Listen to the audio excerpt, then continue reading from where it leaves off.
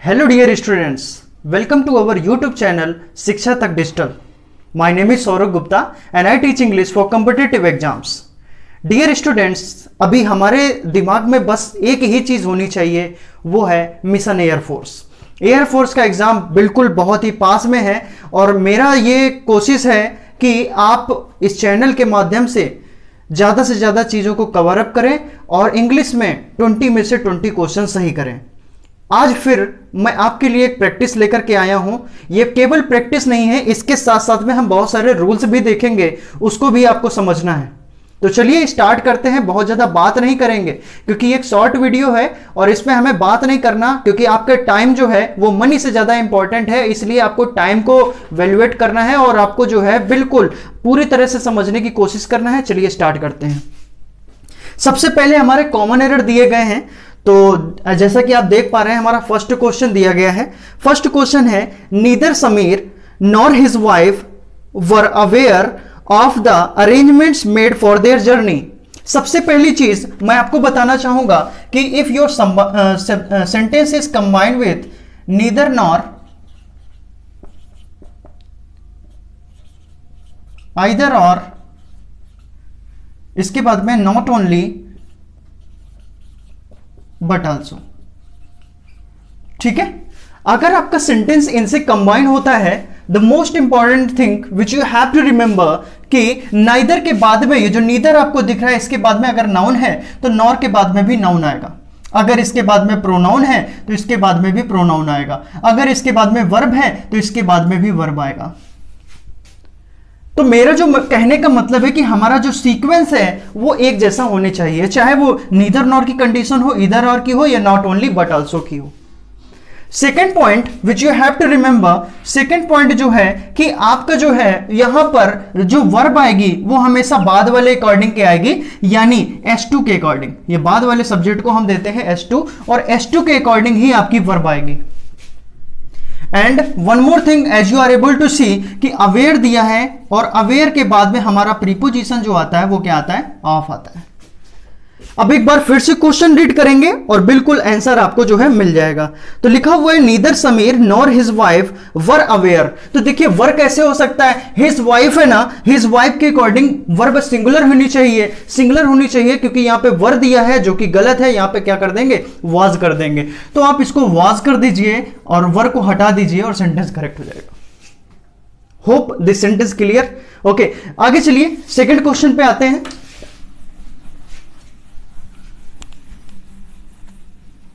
Second question आपका दिया गया है. सेकेंड क्वेश्चन है, all one can gather from the children are that there was a lot of noise and smoke. The most important thing which you have to remember कि अगर आपका पहला class जो है वो प्रेजेंट में है तो फिर इसके आगे जो भी क्लास बढ़ेगी वो भी प्रेजेंट पे ही होनी चाहिए. पास्ट में होने का तो सवाल ही पैदा नहीं होता. ठीक है, तो यहां पे हमारा जो है सिंपल सेंटेंस की एक फ्रेमिंग देखने को मिलती है कि अगर सेंटेंस प्रेजेंट पे जा रहा है तो वो प्रेजेंट में ही होना चाहिए. तो यहां पे गलती कहां है, यहां पे मिस्टेक कहां है. तो लिखा हुआ है all one can gather from the children are that there was a lot of noise and smoke. तो यहां पे देखिए वाज जो है वो गलत लिखा हुआ है. तो यहां पे वाज को हम हटा देंगे क्योंकि सेंटेंस प्रेजेंट पे जा रहा है. तो यहां पे हम क्या कर देंगे, इस कर देंगे. क्लियर है ना. आगे चलिए थर्ड नंबर पे. Nowadays, several plastic products are superior than similar products made from rubber. बताइए, इंट्रोस्पेक्ट करिए, क्या ये क्वेश्चन आपका सही है. इस तरह के सेंटेंसेस आपने पढ़े जरूर होंगे. चलिए थोड़ा सा मैं रिमाइंड कराता हूं आपको. अगर आपका सेंटेंस कंबाइन है सुपीरियर और इसी का अपोजिट होता है इंफीरियर. सुपीरियर का मतलब होता है श्रेष्ठ और इंफीरियर का मतलब होता है तुच्छ, या फिर जूनियर या सीनियर या फिर प्रायर या पोस्टेरियर. अगर आपका सेंटेंस इन वर्ड से कंबाइन होता है तो बेटा आपको याद रखना है कि आपका जो सेंटेंस है वो देन बिल्कुल फॉलो नहीं करेगा और गलती यही बनाएगा कि इनके साथ में देन का यूज कर देगा. तो दैट इज एब्सोल्युटली रॉन्ग. तो फिर आपको क्या लगाना होगा, देन को हटा करके आपको उसमें टू लगाना होगा. टू लगा देंगे और सेंटेंस आपका करेक्ट हो जाएगा. बहुत ज्यादा एरर बनती है इस तरह के क्वेश्चंस को लेकर के, तो आपको बिल्कुल ये रूल दिमाग में रखना है और समझ में भी आ गया होगा। तो यहां पे देखिए गलती कहां पे थी, मिस्टेक कहां थी। Nowadays several plastic products are superior than, नहीं, सुपीरियर के बाद में टू आ जाएगा। क्लियर है? आगे चलिए फोर्थ नंबर क्वेश्चन पे, one of the representatives are knowledgeable and good at handling people. देखिए बहुत ज्यादा मैंने इस तरह के क्वेश्चंस आपको कराए हैं, लेकिन एक बार फिर हम रूल देखेंगे, इसके बाद में सॉल्व करेंगे। तो देखिए, if your sentence is combined with one of, अगर आपका सेंटेंस कंबाइन होता है वन ऑफ से, तो वन ऑफ के बाद में हमारा प्लूरल नाउन आना चाहिए और इसके बाद में सिंगुलर वर्ब आनी चाहिए। ये अगर आपके दिमाग में है तो क्वेश्चन गलत होने वाला बिल्कुल नहीं है। तो यहां पे देखिए वन ऑफ द रिप्रेजेंटेटिव्स दिखा है, जो कि बिल्कुल सही है क्योंकि प्लूरल नाउन दिया गया है, लेकिन यहां पे इसके बाद में जो आर आ गया है वो गलत है ना, क्योंकि आप देखते हैं सिंगुलर वर्ब होनी चाहिए, तो आर कैसे पॉसिबल है, क्या होना चाहिए, इज होना चाहिए। ये कर देंगे। क्लियर है? आगे चलिए, नेक्स्ट लास्ट हमारा कॉमन एरर दिया है फिफ्थ नंबर, इसके बाद में कुछ सेंटेंस इंप्रूवमेंट है। तो देखिए फिफ्थ नंबर देखते हैं, लिखा हुआ है after toiling very hard over a long period he found he had hardly made no profit at all। देखिए आपको मैं पहले बताऊं कि हार्डली, ठीक है, हार्डली, बेयरली, रेयरली, ठीक है, शेल्डम, ओके, इस तरह से बहुत सारे हमारे वर्ड होते हैं। ये वर्ड जो है अपने आप में नेगेटिव होते हैं, ये वर्ड अपने आप में नेगेटिव होते हैं, तो इनके साथ में नॉट या नो बिल्कुल भी यूज नहीं कर सकते आप।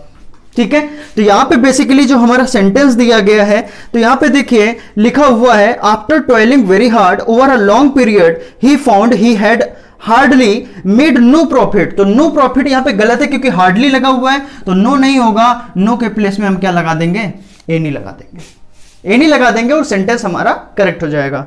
होपफुली कि आपने बिल्कुल सही फाइंड आउट किया होगा। अब आते कुछ सेंटेंस इंप्रूवमेंट में, सेंटेंस इंप्रूवमेंट आपको देखना है, इनको भी सॉल्व करना है। अब देखिए 6 नंबर दिया है, if he would have stolen the money he would have done wrong. अब देखिए कल ही मैंने आपको बताया था कि इफ की क्लास में वुड हैव नहीं आएगा, इफ पास्ट होगा तो फिर वहां पे हम हैड का यूज करेंगे या वर्ब की सेकेंड फॉर्म का यूज होगा, है ना। तो यहां पे if he would have stolen that is absolutely wrong, तो यहां पे क्या होना चाहिए, हैड स्टोलन, हैड स्टोलन। अब हैड स्टोलन देखिए कौन सा ऑप्शन दिया गया है, as you are able to see that our A option is given, so here we will go for option number A, this sentence is absolutely correct. Now come to the next question.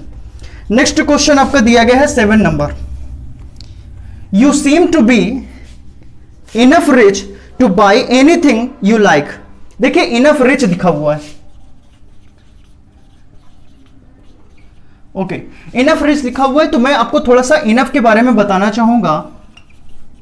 Enough, अगर enough आ जाता है तो इसके बाद में देखिए गलती बनाने के लिए एडजेक्टिव जो देता है इसके बाद में दे देता है, लेकिन आपको याद रखना है इनफ के बाद में कभी एडजेक्टिव नहीं आएगा, हमेशा इनफ के पहले आएगा, हमेशा इनफ के पहले आएगा, ये आपको याद रखना है। दूसरी चीज आपको याद रखनी होगी कि हमेशा इसके साथ में पॉजिटिव डिग्री का यूज करते हैं, आपको देखने को मिल जाएगा सुपरलेटिव एंड कंपैरेटिव डिग्री, तो वो गलत है, पॉजिटिव डिग्री होना चाहिए। एक एग्जांपल के माध्यम से समझाना चाहूंगा, पूरी तरह से रूल क्लियर हो गया।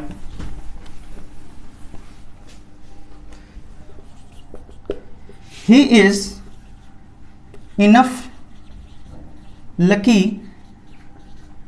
To get success. अब ये सेंटेंस देखिए, he is enough lucky to get success. आपको ये सेंटेंस बिल्कुल सही लग रहा होगा, लेकिन मैं आपको बता दूं इस सेंटेंस में गलती है, क्योंकि आप देख रहे हैं इनफ के बाद में क्या लगा हुआ है, एडजेक्टिव लगा है। लकी एक एडजेक्टिव है, ये कैसे पता चला आपको, तो मैंने आपको कीवर्ड बताया था कि अगर सेंटेंस में वाई मिल जाता है, ये भी एक कीवर्ड है जो कि एडजेक्टिव बताता है। और दूसरी चीज मैंने बताई थी कि अगर आपको एडजेक्टिव फाइंड आउट करना है तो हाउ से क्वेश्चन कर दीजिए, हाउ से क्वेश्चन करेंगे, एडजेक्टिव फाइंड आउट हो जाएगा। तो कैसा है, लकी एडजेक्टिव है, और एडजेक्टिव मैंने बताया कि हमेशा इनफ के पहले होना चाहिए। As you are able to see कि यहां पे बाद में लिखा हुआ है, तो ये बिल्कुल गलत है, तो यहां पे हम इसको सही करेंगे तो क्या हो जाएगा, लकी इनफ। ठीक है, इसको हम लकी इनफ कर देंगे और सेंटेंस हमारा करेक्ट हो जाएगा। अब यहां पे जैसे सेम हमारी प्रॉब्लम दी गई थी, हाँ इनफ रिच लिखा हुआ था, तो इसको हम रिच इनफ कर देंगे, जो कि हमारा ऑप्शन है C option. We will go for option number C. आगे आते हैं नेक्स्ट क्वेश्चन पे, 8th नंबर पे लिखा हुआ है if I accepted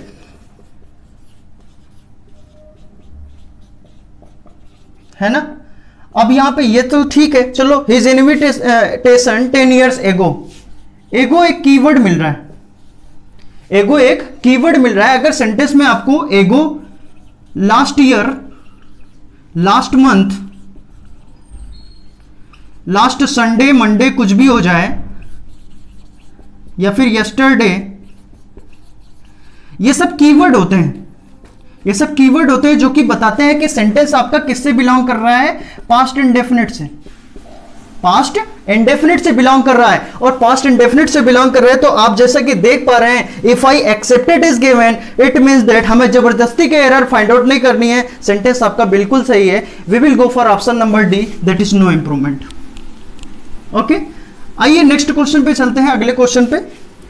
9 number question दिया है, यस्टरडे आई हैव रिसीव्ड, लिखा हुआ है यस्टरडे आई हैव रिसीव्ड, है ना। अब ये क्वेश्चन लिखा हुआ है, अभी आपको मैंने बताया यस्टरडे मिल जाएगा तो सेंटेंस किस में जाएगा, पास्ट इंडेफिनिट में, है ना, पास्ट इंडेफिनिट में जाएगा। और यहां पे आप क्या देख रहे हैं, हैव देख रहे हैं, जो कि पॉसिबल ही नहीं है, हैव नहीं लगेगा, वर्ब की सेकंड फॉर्म आनी चाहिए। तो यस्टरडे आई रिसीव्ड, तो यहां पे कौन सा ऑप्शन है, आई रिसीव्ड, यानी C option. We will go for option number C. आगे चलते हैं 10th नंबर क्वेश्चन पे। 10th नंबर क्वेश्चन दिया है, देयर कैप्टन विशेस आई। आप देखिए बहुत ही मतलब इतना आसान हो भी नहीं सकता। मेन वर्ब, जब भी वर्ब आती है तो उसके बाद में क्या आना चाहिए, ऑब्जेक्ट आना चाहिए ना, ऑब्जेक्ट ही तो आएगा।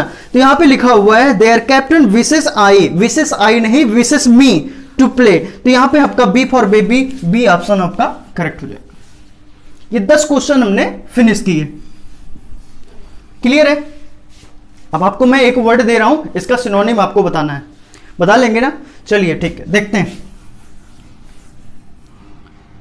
आपका जो मैं वर्ड दे रहा हूं वो है टेनासियस। टेनासियस का सिनोनिम बताना है आपको, क्या होता है। देखिए जब भी आपको टेनासियस दिखेगा तो फिर आपको, अगर मैंने जिस तरह से बताया उस तरह से आपको याद है तो आप बिल्कुल तुरंत इसको पहचान जाते हैं। क्योंकि जब भी आपको टेनासियस दिखता है तो आपके दिमाग में एक वर्ड आता है, दैट इज एडामेंट। एडामेंट आता है, और एडा में आपको दिख रहा है अड़ा, कि कोई भी अपनी बात में क्या है, अड़ा है। अड़ा है तो इसका मतलब अड़ियल है, जिद्दी है। अब जिद्दी है so we can say that stubborn, ठीक है, स्टबर्न बोल सकते हैं। या फिर हम क्या बोल सकते हैं, ऑब्स्टिनेट बोल सकते हैं, है ना। या फिर इनफ्लेक्सिबल एक वर्ड आता है, we can say that inflexible. या फिर एक वर्ड मिलता है रिजिड, है ना। अब इसके बाद में और भी वर्ड अगर आ जाएंगे तो मुलिश एक वर्ड आता है, we can say that obdurate, obdurate, ठीक है। और वर्ड लेना चाहे तो ले लीजिए, so we can say that inflexible. कैसा है, इनफ्लेक्सिबल है, यानी फ्लेक्सिबल बिल्कुल भी नहीं है, so we can say that unyielding. Unyielding बोल सकते हैं। इसका मतलब क्या है, अनगवर्नेबल है, जिसको गवर्न न किया जा सके, अनगवर्नेबल। और क्या बोल सकते हैं, we can say that uncontrollable, जिसको कंट्रोल ना किया जा सके, या अनमैनेजेबल बोल सकते हैं। सो और भी अगर वर्ड लेना चाहे तो और भी ले सकते हैं, वी कैन से दैट अनकंप्रोमाइजिंग, या फिर जिसको शेक ना किया जा सके, अनशेकेबल है। तो देखिए बहुत ज्यादा वर्ड आपको देखने को मिलेंगे, लेकिन जितने भी वर्ड आपको आ रहे हैं आप अपनी कॉपी में लिख जाइए, और इसके बाद में जब आप बार बार प्रैक्टिस करेंगे, क्योंकि ये साइकोलॉजिकल बिल्कुल सिद्ध हो चुका है, ये प्रूव हो चुका है, व्हेन यू राइट एनीथिंग, जब आप किसी चीज को लिखते हैं तो वो आपको 5% लर्न हो जाता है। अगर आप इसको 20 टाइम्स लिख लेंगे तो ये कितना बन जाएगा, 100%। और 100% हो गया तो फिर भूल कर भी नहीं बोलेंगे। तो आपको प्रैक्टिस इस तरह से करना है, बना दीजिए सूरज और बिल्कुल आपकी जिंदगी में भी सूरज उगाएगा। ठीक है, तो आज की क्लास में बस इतना ही रखते हैं। नेक्स्ट क्लास में मिलते हैं कुछ और नए कंटेंट के साथ में। जय हिंद।